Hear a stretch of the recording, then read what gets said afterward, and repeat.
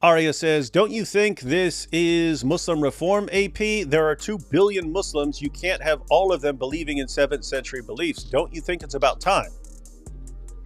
Well, of course, I've always said that slowly Islam is bound to change, and right now, I think with all the developments happening in the world, it's probably going to speed up more and more and exponentially be, you know, you will see a faster decline of this religion, and by decline, I don't mean necessarily only that the numbers will decrease, but that the religion itself will change and weaken from the Islamic perspective, and get better from a more human perspective. That's what we are all looking for. Any corruption of Islam is, in my opinion, a good thing.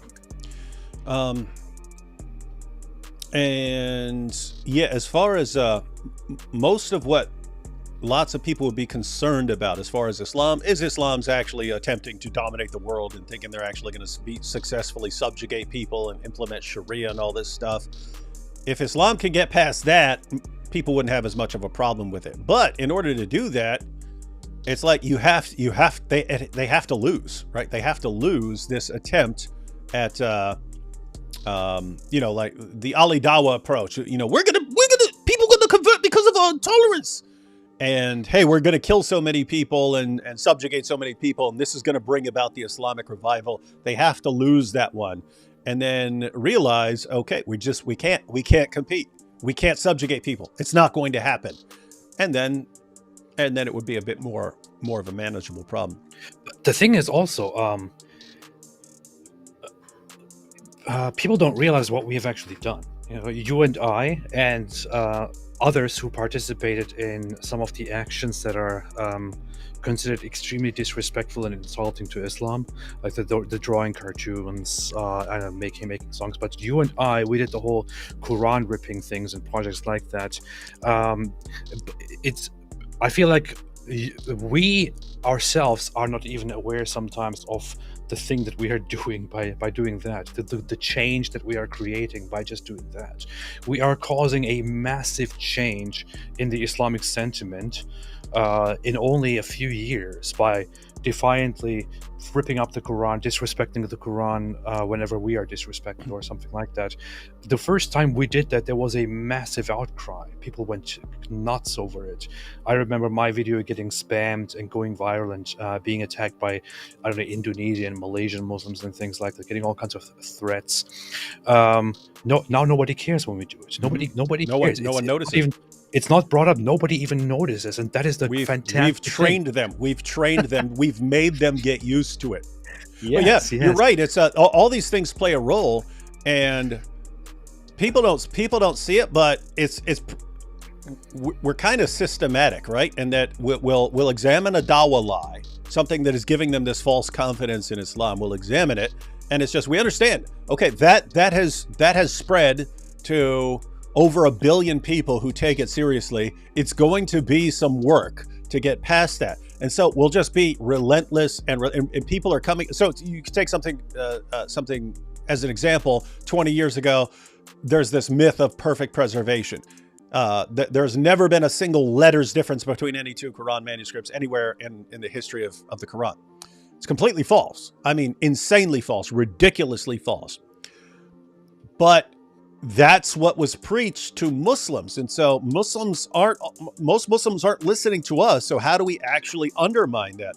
Well, we just got to be relentless, and people are coming at it in completely different directions. There's some of us are showing Muslim sources which talk about changes in the Quran and verses being eaten by sheep and large passages coming up missing. Some people are going through the manuscripts, and like Dan Brubaker and so on, he's putting manuscripts side by side, saying this is not that, this is different, these are different. So he's pointing those things out and so on. And then Hatun showing up to Speaker's Corner with 26 different Arabic Qurans, and she's saying, point to any two of these, I will show you differences between them. And then you get the attempt to rescue and salvage the view.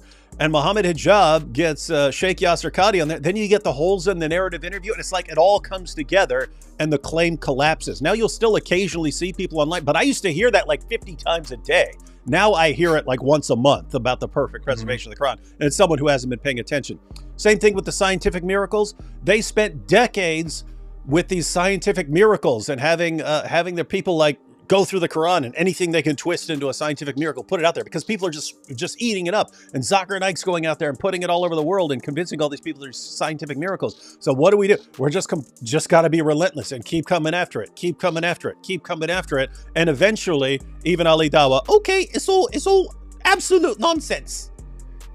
And so it breaks, but that's the pattern. It's lie, they lie, and then we spend couple decades dealing with it, and then it finally collapses. But notice it all eventually collapses, and the rate at which these things collapse seems to be accelerating, because more and more people are like, their confidence in the Dawah guys is being shaken simultaneously. Once you find out that Dawah guy lied to you about perfect preservation, and he lied to you about the scientific miracles in the Quran and so on, then the next thing he's saying, well, we become more believable because we're the ones telling them the truth all along. We were telling them the truth. Their Dawah guys were lying. And what seemed crazy for a while is the Dawah guys would finally admit that it was all a lie, in which actually shows that we were right. But people would go right back to the same Dawah guys and continue believing them. It's like insane, but it's clearly shaking their confidence. But anyway, guys, so yes, it's systematic. You know what's going on this year? We're going to crush the Quran on the crucifixion of Jesus. Watch it happen. It's all happening this year. And more recently, if you look at the past couple of years, they started defending child marriage. Why? 15 years ago, no, that's a lie. Islam doesn't teach that. Now they're all shouting it from the rooftops. Why? We forced them into defending it. We turned it into a main objection against Islam, and we didn't let them lie about it. And now they actually are forced into defending. We're like taking little pieces of Islam left and right? It's like, and we're taking another little piece of it, and we're taking another little piece of it, and then snatching another little piece of it. And then so, yeah, this year, we're going to see how long it takes. We're going to crush what the Quran says about the crucifixion, or at least crush what Islam believes about what the Quran says.